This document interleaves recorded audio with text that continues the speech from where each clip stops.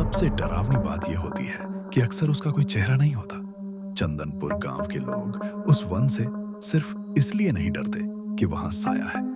वो इसलिए डरते हैं क्योंकि वहां एक ऐसी आवाज भटकती है जो रात के सन्नाटे में रास्ता रोककर एक सवाल पूछती है। एक ऐसा सवाल जिसका जवाब आज तक कोई नहीं दे पाया। और जिसने भी कहा कि मुझे नहीं पता, उसकी सुबह कभी नहीं हुई। बीती रात केदार काका ने भी उसी सवाल का सामना किया था। खूब अंधेरी रात का समय है। केदार हाथ में एक लालटेन लिए वन के कच्चे रास्ते से पैदल जा रहा है। वो बहुत डरा हुआ है और जल्दी जल्दी कदम बढ़ा रहा है। हे ईश्वर, बस जल्दी से गांव आ जाए, ये सन्नाटा मुझे खाए जा रहा है। अचानक घने कोहरे के बीच से एक स्त्री के सिसकने की आवाज आती है। केदार के कदम वहीं जम जाते हैं। सामने से एक धुंधली परछाई धीरे धीरे बाहर आती है। उसका चेहरा अंधेरे और बालों से पूरी तरह ढका हुआ है। भैया ओ भैया, मेरा स्वामी आ गया क्या? कौन सा आदमी? पागल औरत, आधी रात को इस निर्जन वन में क्या कर रही है? मुझे क्या पता तेरा पति कहाँ है? रास्ता छोड़ मेरा, मुझे कुछ नहीं पता। सुनते ही उस स्त्री का रोना एकदम से बंद हो जाता है। वह धीरे धीरे अपनी गर्दन टेढ़ी करती है। वो परछाई हवा में तैरते हुए एक झटके में केदार के बिल्कुल सामने आ जाती है। केदार की आंखें खौफ से फटी की फटी रह जाती हैं। तुझे नहीं पता? तो फिर तूने ही उसे रास्ते में मार दिया होगा। तूने ही उसे रोका है।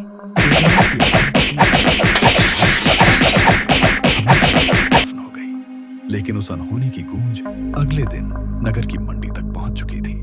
शाम ढल रही थी और माधव अनजाने में मौत के उसी रास्ते पर कदम रखने की तैयारी कर रहा था। अगली शाम का समय, नगर की मंडी में सूरज ढल रहा है। माधव अपनी बैलगाड़ी पर अनाज की खाली बोरियां बांध रहा है। उसे घर जाने की जल्दी है। तभी मंडी का एक पुराना रक्षक बिरजू बाबा खांसते हुए उसके पास आता है।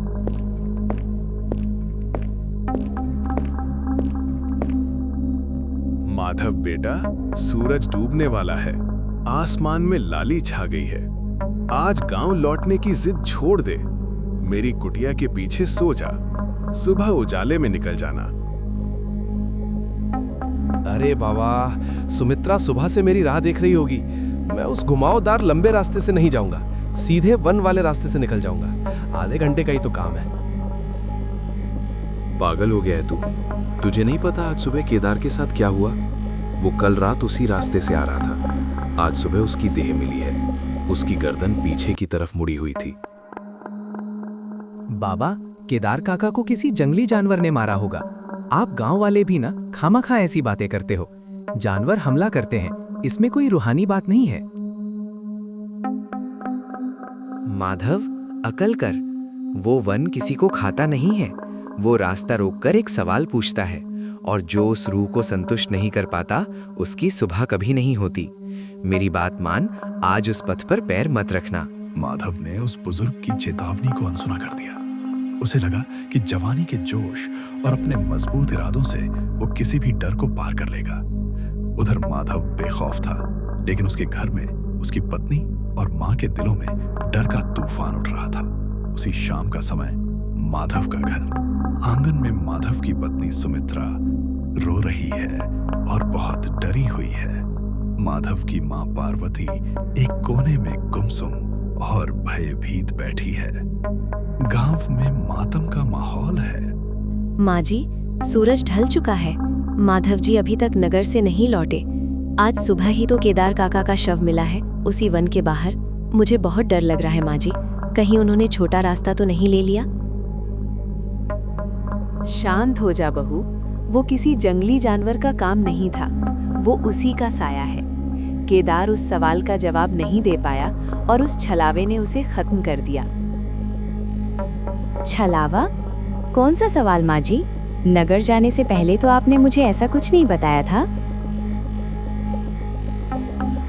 गांव में कई सालों से एक खौफनाक बात मशहूर है बहू, कि उस वन में रात के वक्त एक रोती हुई स्त्री भटकती है। कोई नहीं जानता कि वो कौन है या वो किसकी तलाश में है। वो बस अंधेरे में मार्ग रोककर खड़ी हो जाती है और हर गुजरने वाले से अपने पति के बारे में पूछती है। कहते हैं अगर तुमने जवाब में कह दिया कि मुझे नहीं पता, तो वो रूह क्रोधित हो जाती है। उसे लगता है कि उसी इंसान ने उसके पति का अहित किया है। हे भगवान, माँ जी, माधव जी को ये बात पता है ना? वो उस रास्ते से तो नहीं आएंगे? हाँ, माधव ने ये बातें सुनी तो है, पर वो इन सब चीजों को अंधविश्वास मानता है। ईश्वर करे आज वो बड़ों की बात याद रखे और सुरक्षित मार्ग से आए। माँ की दुआएं अक्सर बच्चों को संकट से खींच लाती हैं, लेकिन जब इंसान खुद खतरे की ओर बढ़े तो दुआएं भी रास्ता भटक जाती हैं। माधव अपनी बैलगाड़ी लेकर उसी चौराहे पर पहुंच चुका था जहां से एक रास्ता घर की तरफ जाता था और दूसरा श्मशान की तरफ। रात का समय है। माधव अपनी बैलगाड़ी पर थका हुआ बैठा है। वह वन वाले दौराहे पर पहुंचता है। बाईं तरफ का रास्ता साफ है और दाईं तरफ का रास्ता घने कोहरे से भरा है।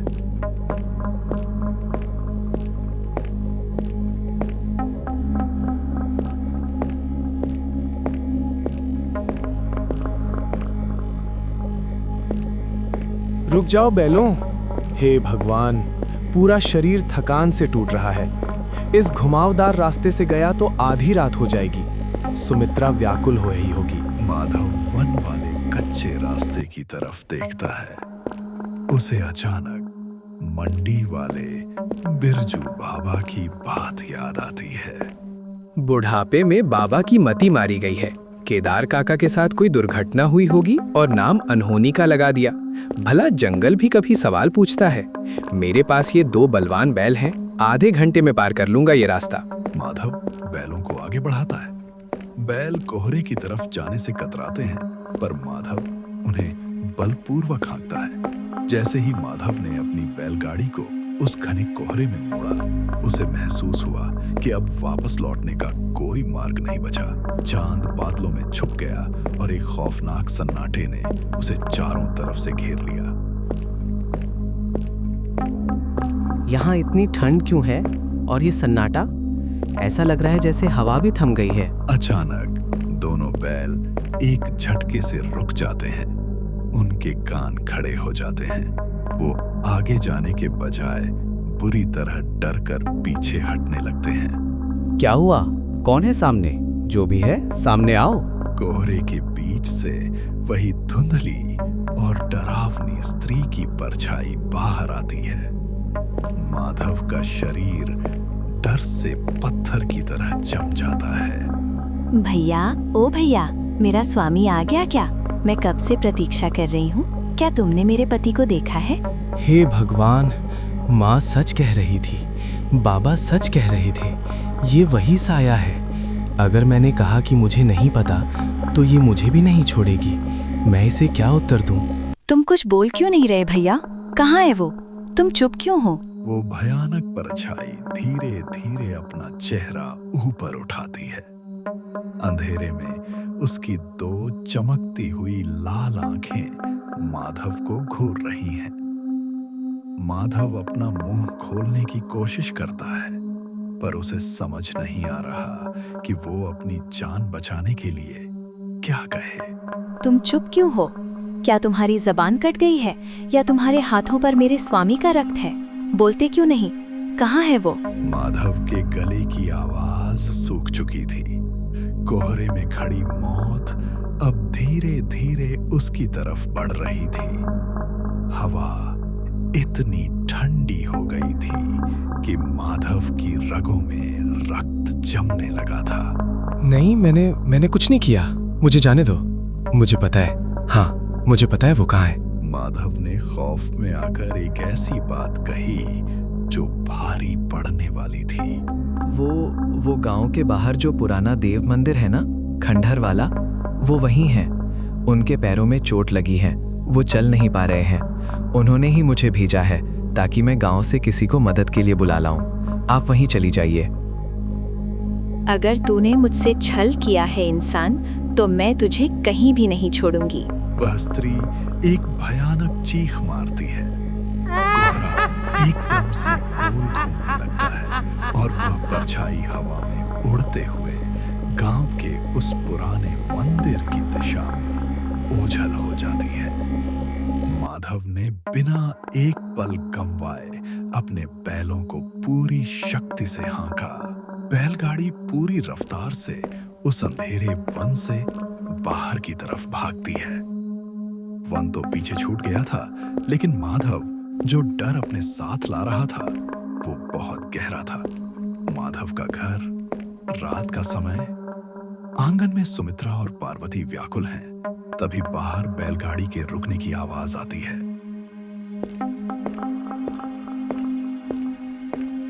माधव जी, आप आ गए? हे ईश्वर, तेरा लाख लाख धन्यवाद। इतनी रात हो गई, मेरी तो सांस अटक गई थी। पर आपके चेहरे पर ये पसीना कैसा? माधव आंगन की चौखट पार करते ही निढाल हो गया। खौफ के मारे उसका चेहरा सफेद पड़ चुका था। माधव बेटा, क्या हुआ तुझे? तेरा शरीर इतना ठंडा क्यों है? माँ, आपने सच कहा था। वो उसी रास्ते पर थी, बिल्कुल मेरे सामने। क्या आपको वो साया दिखा? फिर आप वहां से कैसे आए? उसने मेरा रास्ता रोक लिया था सुमित्रा। वो अपने पति के बारे में पूछ रही थी। मुझे लगा अगर मैं मना करूंगा तो वो मुझे खत्म कर देगी। मैंने जान बचाने के लिए उससे कह दिया कि उसका पति गांव के पीछे वाले खंडहर मंदिर में है। वो वहां चली गई और मैं भाग आया। अरे ये क्या किया तूने? तूने उसे गांव की तरफ भेज दिया। वो मंदिर तो गांव के बिल्कुल समीप है। जब वो वहां जाएगी और उसे वहां कोई नहीं मिलेगा तो उसे पता चल जाएगा कि तूने उसे धोखा दिया है। रूहें जब अपमानित महसूस करती हैं तो उनका क्रोध और बढ़ जाता है। वो तुझे ढूंढते हुए यहीं आएगी माधव। बाहर तेज हवा चलने लगती है। खूंटे से बंधे बैल जोर जोर से शोर करने लगते हैं। वो अपनी रस्सी तोड़ने का प्रयास कर रहे हैं। माँ जी, बैल इतने विचलित क्यों हो रहे हैं? माधव दबे पांव खिड़की के पास जाता है। बाहर का सारा शोर एकदम से एक भयानक सन्नाटे में बदल जाता है। खिड़की के बिल्कुल बाहर से पायल की आवाज आने लगती है। तूने मेरे साथ खेल खेला, अब तू भी नहीं बचेगा। वह परछाई झपट कर माधव की तरफ बढ़ती है। माधव पीछे गिर जाता है और डर के मारे उसकी आवाज नहीं निकलती। छोड़ दो उन्हें, कृपया उन्हें छोड़ दो। रुक जा, छोड़ दे मेरे पुत्र को। तुझे उत्तर चाहिए ना? मैं दूंगी तुझे तेरा उत्तर। पार्वती की दृढ़ आवाज सुनकर वो परछाई रुक जाती है। तू जानती है कहाँ है वो? वो मुझे वन में क्यों नहीं मिला? मुझे पता है तू कौन है। तू वो दुखियारी है जो बरसों पहले उस वन में अपने प्रिय की प्रतीक्षा करते करते शांत हो गई थी। लेकिन तू सच नहीं जानती। तेरा पति तुझे छोड़कर नहीं गया था। वो तेरे लिए औषधि लेकर लौट रहा था, पर रास्ते में लुटेरों ने उसे अपना शिकार बना लिया। उसने अंतिम समय तक तेरा ही नाम लिया था। वो तुझे धोखा देकर नहीं गया, बल्कि उसकी विवशता उसे ले डूबी।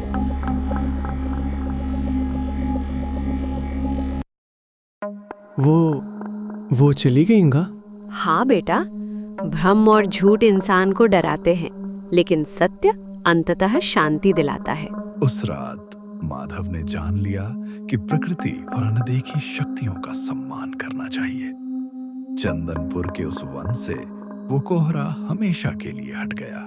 वो रूह तो शांत हो गई, लेकिन याद रखिएगा, कभी किसी सुनसान रास्ते पर कोई आवाज सुनाई दे तो सावधानी ही आपका सबसे बड़ा बचाव है।